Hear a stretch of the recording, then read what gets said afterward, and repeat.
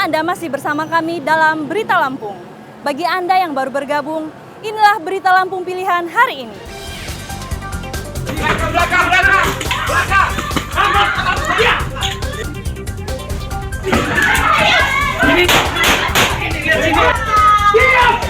Penyergapan pelaku penikaman pemuda diwarnai perlawanan tersangka kepada polisi.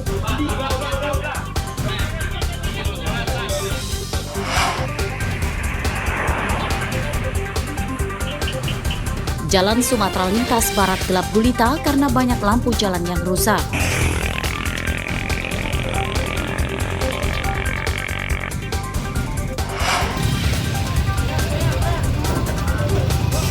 Sebuah truk terguling di jembatan menyebabkan arus lalu lintas di jalan lintas Sumatera macet.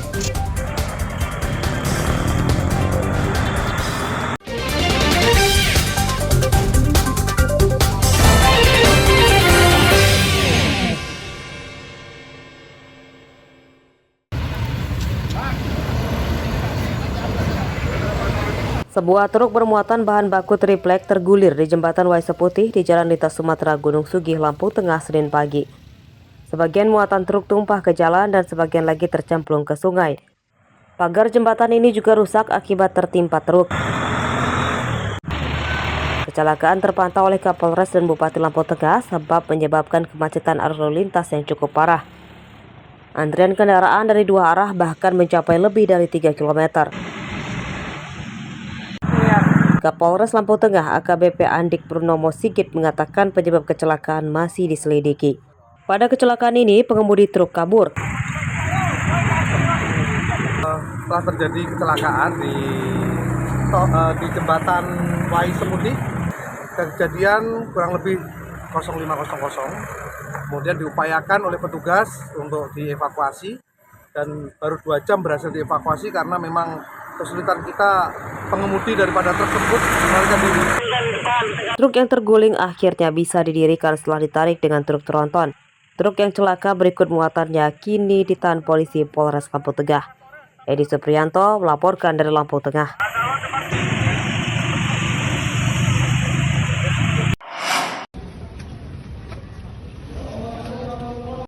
Petugas Babin Kamtibmas dan Polsek Teluk Betung Utara Bandar Lampung Senin siang memanggil pria berseragam PNS yang diduga jadi koordinator parkir liar di Masjid Al-Furqon.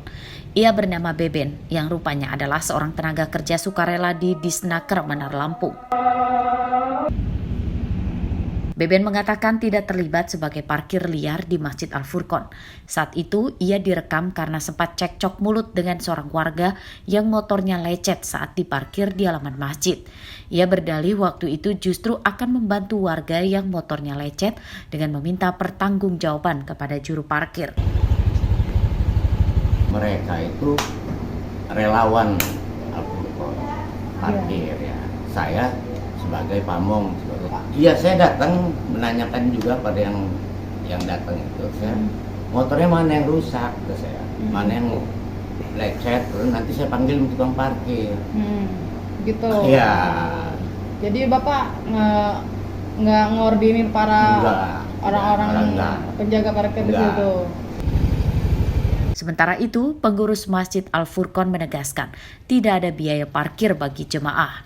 Namun ketika aula masjid dipakai untuk acara hajatan oleh penyewa, pengurus melibatkan sukarelawan untuk jadi juru parkir yang dikoordinir dan mereka menggunakan seragam rompi. Jeffrey Arifin melaporkan dari Bandar Lampung.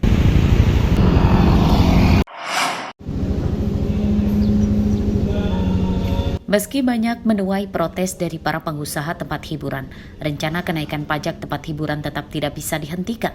Pemerintah resmi mengeluarkan undang-undang tentang kenaikan pajak tempat hiburan yang berkisar 50 hingga 75%. Ini dikatakan Kabid Pajak Pendapatan Daerah Bandar Lampung Gunawan Senin siang. Ia mengatakan aturan kenaikan pajak tempat hiburan resmi dimulai awal Februari besok lusa. Menurut Gunawan, pada aturan baru, pajak tempat hiburan seperti diskotek, karaoke, spa akan naik hingga 75%. Sementara untuk pajak tempat hiburan seperti bioskop, tempat bermain anak, justru turun yang semula di atas 20%, kini ditetapkan kompak 10%. Secara keputusan bersama Dewan ditetapkan 50%. Dan sudah di dalam bentuk perda, dan perda kami sudah nyampe di provinsi, tinggal nunggu keluar dari provinsi aja perdanya. Itu apa aja sih Bang yang naik Bang? Yang naik yang tadi itu yang saya sebutkan tadi itu diskotik, karaoke, spa, teman di UAP. Dengan adanya aturan baru, prediksi realisasi pemasukan atau PAD Bandar Lampung pada tahun ini sebesar 534 miliar rupiah. Jumlah ini turun dibanding tahun 2023 sebesar 606 miliar rupiah. Penyebabnya karena selama ini pendapatan dari sektor pajak tempat hiburan terbesar justru dari bioskop dan tempat bermain anak yang pada aturan baru justru tarifnya turun. Jeffrey Arifin melaporkan dari Bandar Lampung.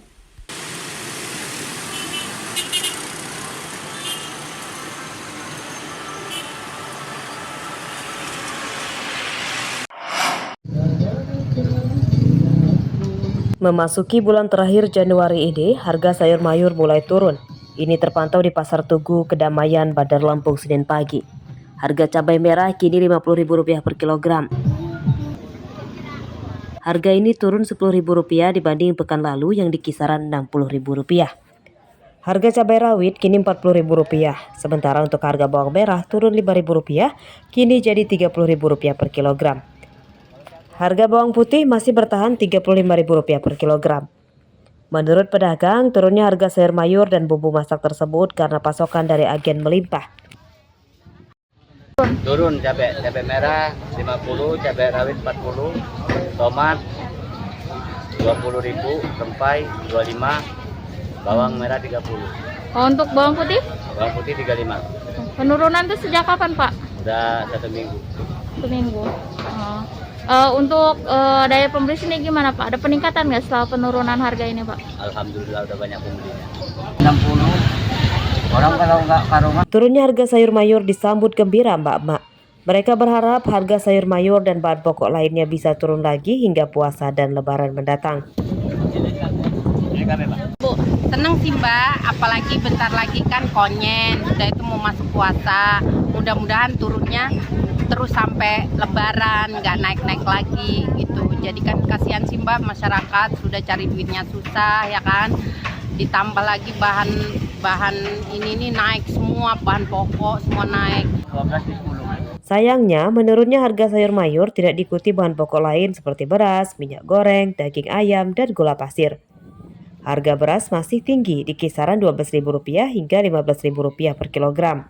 Minyak goreng Rp15.000 per kilogram, harga gula pasir Rp16.000 per kilogram. Jeffrey Arifin melaporkan dari Bandar Lampung. Pemirsa, informasi tadi sekaligus menutup perjumpaan kita kali ini. Saya Iin Hermayani beserta redaksi yang bertugas berterima kasih. Selamat beraktivitas kembali, sampai jumpa.